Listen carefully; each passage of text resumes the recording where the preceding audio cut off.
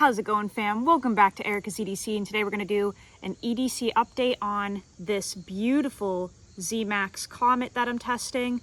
We're also going to do a pocket dump, but I want to talk about the ZMAX first because I'm really excited about it. It's been super fun to test so far for the month of September, and I think the Zapp Tooling steels are really kind of unique and fun.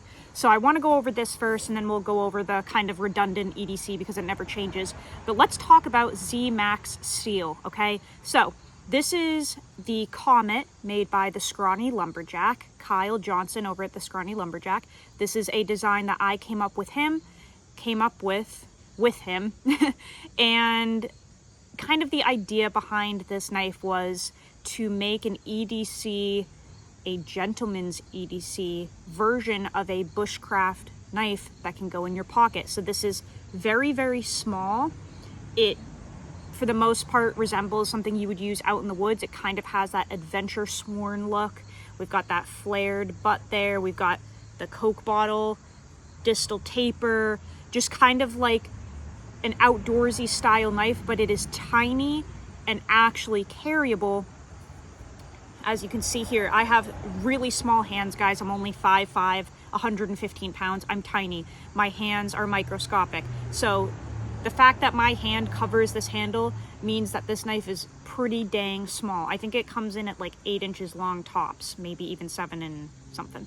But we wanted to make a super comfy knife that had the kind of aesthetic and ergonomics of an outdoors knife, but the slicey blade of an EDC knife. So not all of them are in ZMAX. You can pick whatever you want, but mine is in ZMAX to test it.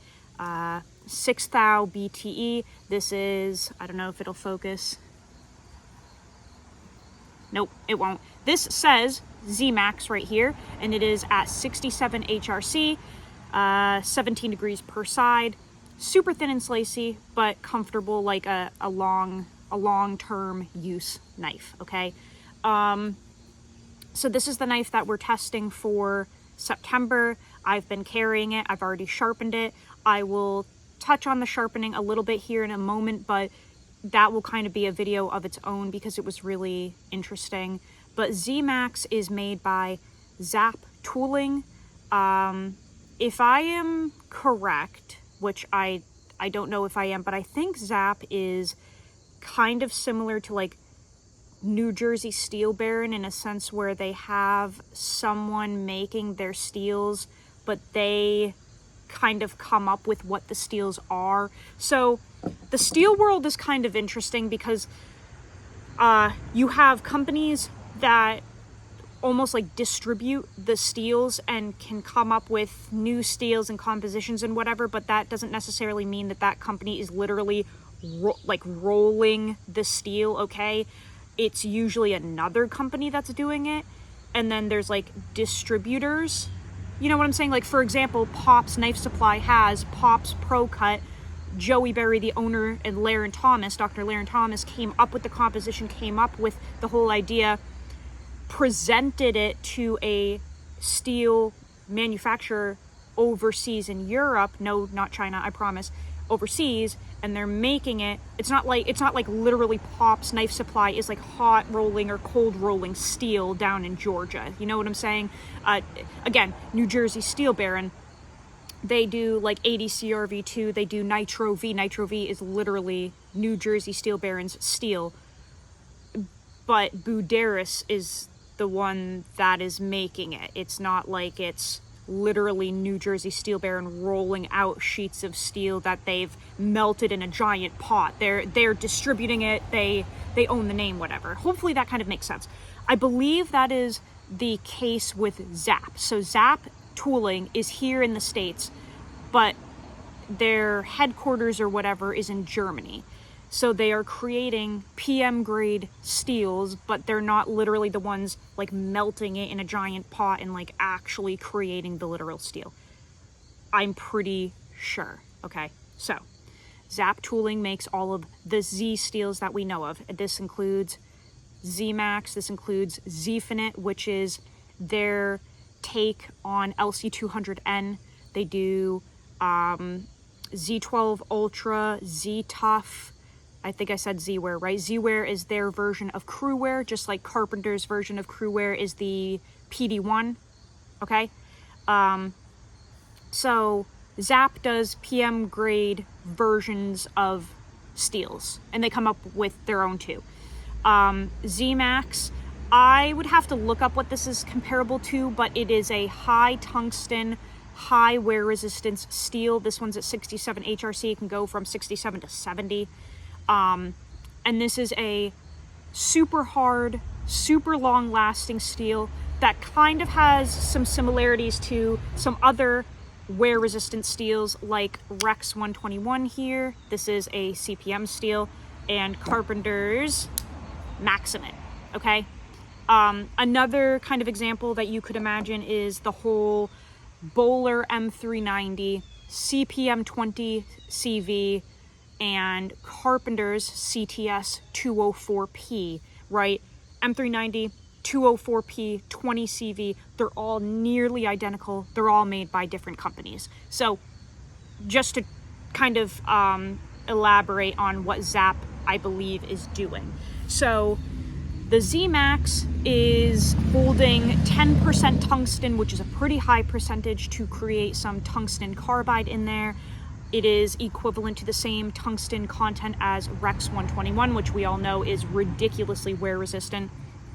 Maximate has 13%, so Maximate is a little bit higher, but tungsten is an element that allows the steel to be brought up to a super high hardness. It is extremely wear resistant and holds sharpness for a really, really long time. One of the downfalls of having a super high tungsten level, because you're bringing it up to such a high hardness, is that it can create a brittle steel. So not everyone likes really high tungsten percentage steels. We have plenty of people that don't like Rex 121 because they find it brittle. It is what it is. If you like super high wear resistance steels that get super dang hard and are a blast to use, ZMAX would be up your alley. But I am testing this. This is not a stainless steel. It doesn't, I don't think it really has too much patina. The camera is not going to focus at all today. It doesn't really have any patina yet. I did clean it though because I wanted to sharpen it, and the sharpening in itself was really interesting to me. I threw it on the KME. I brought it up to 1500 grit on the diamond stones and then did a DC4 ceramic with it, and it responded really, really well. It takes a screaming sharp edge, very similar in my opinion to CPM 1V and again Rex 121. It feels really similar. The edge is extremely fine but just crazy sharp. It doesn't get as toothy as some other steels at a really high grit, so I actually want to try it at like maybe a 600 or 800, but I brought it up to a ridiculously fine grit, which you can see it just has a nice shiny edge, and it is very sharp, and it was really easy to sharpen as well. It feels like it has an extremely fine grain structure. It is a PM grade steel, so I wouldn't be surprised, but I don't actually know about the grain structure. I'm still learning about this one, but let's see if I can show you how ridiculously sharp I got this thing. Hairy Italian arms, if you don't mind, and we'll just, can you hear that?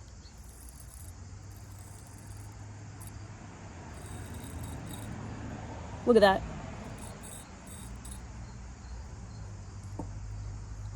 Look at that absolute laser beam. Okay, the dead skin is really nasty, but can you see that chunk of hair? Look at that. That's disgusting. Also really cool. So ZMAX takes an absolutely screaming edge. It was really easy to sharpen. I will say at 1500 grit, I could barely feel the burr.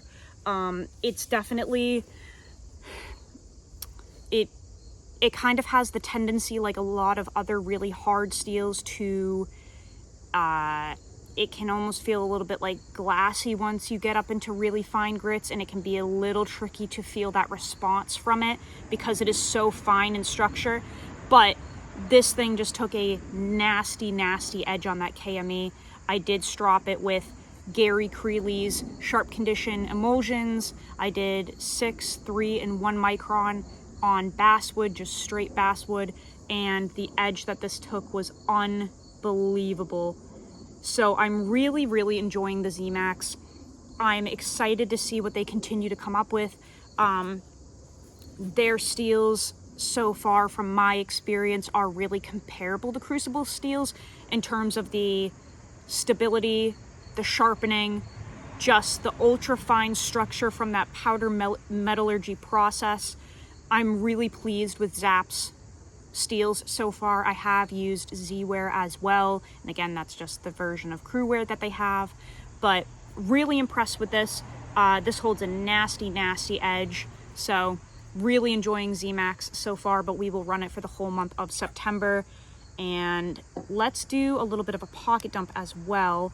Not really too much has changed, but everybody loves the pocket dumps. My arm looks my arm looks ridiculous from like the bald patches. I don't know if you guys probably can't see them, but I have bald patches all over my arms from like doing hair tests. It's kind of silly. Okay, so let's do a real pocket dump, because I usually just have the stuff on the table, but let's actually empty the pockets in real time and see where everything gets carried. So, today's jeans are Wrangler cowboy cut jeans, 100% cotton. I think I'll actually lower you guys down just a little bit here, then you can really see. Oh, you're gonna, hold on. You guys are sideways, give me a minute. Do, do, do, do, do, do, do. There we go. Okay. That's better. So, cowboy cut Wranglers. I usually wear Levi's, but I'm trying these out. They're super comfy and durable so far. Way thicker than most Levi's. In the left pocket, we have Boring Chapstick. Nobody cares. In the back left pocket, we have a Hank. In the back right pocket, I have my wallet, but I will say, important PSA, I do not have this in my back pocket when I'm sitting, other than for literally this video, but that was in there to show you guys how it gets carried. If I'm driving, if I'm sitting, doing whatever, I take this out. It's really, really bad for you to sit on your wallet. Please don't do it. It throws your back off. It's horrible for your posture. Please do not sit on your wallet. Put it in your front pocket or take it out. But when I'm walking around, it's usually in my back pocket. So there's my minimalist wallet that I carry. I made this. I have some cash as well, just kind of stacked behind it with a Band-Aid. But this is my minimalist wallet that I carry. And I have another Band-Aid floating around in there somewhere, I think. On the belt here, we have the knife that we're testing, which obviously is the Comet in ZMAX. Then in my right front pocket, we have my Victorinox Super Tinker. We have my traditional knife, which I'm going to show you when I sit down in a moment, but that's in a slip that I made, a chocolate Horween slip, I believe. And my Phoenix E12 flashlight that I'm carrying until the battery dies. But let me just kind of show you this traditional knife that I'm carrying, because it's actually really cool. So I always carry the Victorinox Super Tinker. You guys know I'm obsessed with this. I've carried it for years. One thing I really like about this knife, this Swiss Army knife, is the blade shape. I just find that to be a really useful blade shape for everyday carry. I use this all day, every day. Really enjoy this. So one of my buddies for my birthday the other week got me something very cool that is in this slip here. Okay, so if we pop this out, we have a GEC 85 beaver tail with the teeners. So what I wanted to show you is that the beaver tail has kind of the same blade shape as the Swiss Army knife. It's just on steroids, super beefed up. So it's way wider, kind of like a beaver's tail, like a paddle. but it is really similar to one of my favorite blade shapes, which is the Swiss Army knife blade shape. So in this slip that I made, I've been carrying the beaver tail. Yeah, like I said, I think this is chocolate Horween. Really nice, super shiny, super soft leather, but this is thick. Matches the knife, in my opinion, pretty dang well. And this knife is absolutely awesome. I really like carrying traditional knives for mostly food stuff, which, is this necessary? Absolutely not. It just reminds me of like the old days. I like literally coming out in my yard because I'm elderly and peeling and eating apples sitting in a lawn chair. I don't know. It's something I enjoy. It's better than doing meth. Okay, so let me do my thing. I like just sitting around using old school knives. I think they're fun. I love the patina they take. I use them for other things too. Use them for steak, use them for whatever, but this is kind of like my cooking knife basically. And I love the patina that this has already. I use this a lot. Very, very cool. Also, because I suck, I always keep my pocket knives sharper than the kitchen knives because I don't have any fun sharpening kitchen knives. So I can always rely on a pocket knife to cut everything up in terms of food because it will actually have an edge. Really enjoying this one. Single blade. It's got that beautiful wood handle. Really, really like that. Great texturing. Just love the half stop. Just a really cool little blade. Jesse, thank you for getting this for me for my birthday. I absolutely love it. I've carried it every day since.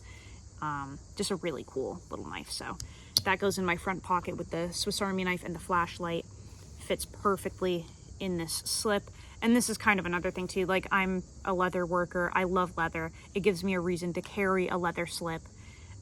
It's just something that I enjoy. I've really cut down on my carry over the years. You guys know, years ago when I was in the blue collar field, I would carry freaking 3 knives and a multi-tool and the Knipex pliers and wrenches and tool bits and all of this crap, and it came out to like 3 pounds of gear a day. And yes, I did use it, but I've kind of been enjoying the simple life since leaving the blue collar field, and now I've really lightened things up so I can carry fun stuff like this and it doesn't weigh me down because I don't have a bunch of other crap that I'm not actually using. And you know, I don't care to carry it to look cool. Nobody cares. So this is a lot of fun. But that is the carry lately. The main knife won't change because we're testing the ZMAX for the whole month. I want to go more in depth about that whole sharpening and really talk about it at some point, but that's not for today's video because we're already at 18 minutes. But yeah, that is the carry. That is the knife that we're testing. Hopefully you guys enjoyed that.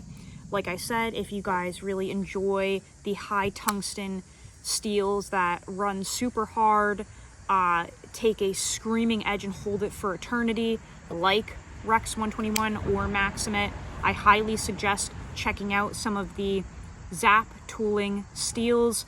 I know Z-Wear gets, nope, not Z-Wear. I know ZMAX gets pretty dang hard. I believe Z12 Ultra does as well. So if you want kind of high hardness, go with that. Z-Wear, Z-Tough, Z-Finite, not, I would figure they don't get that hard because LC200N can't really go above like, I think 62 tops. So I'd be surprised if Z-Finite has kind of a similar composition and can go higher. That wouldn't make a ton of sense to me, but I could be wrong. I do not know what Z-Tough is. I have no idea if that is a version of something or if it's in solitude on its own. I have no idea what it is, but I've heard of it, and it's tough as in T-U-F-F. If somebody knows what Z-Tough is, put it down in the comments because I haven't looked into it yet, but I do want to try it. So I think that's it, guys. Hopefully you enjoy your day and your week. Hopefully you find a hot mom if you don't already have one. I think that's it. So with that being said, we'll use this as the use your shit because this really truly is a use your shit. Okay, go use your shit. Learn how to sharpen your knives. I'll see you guys on the next video. I love you so much, fam. Take care.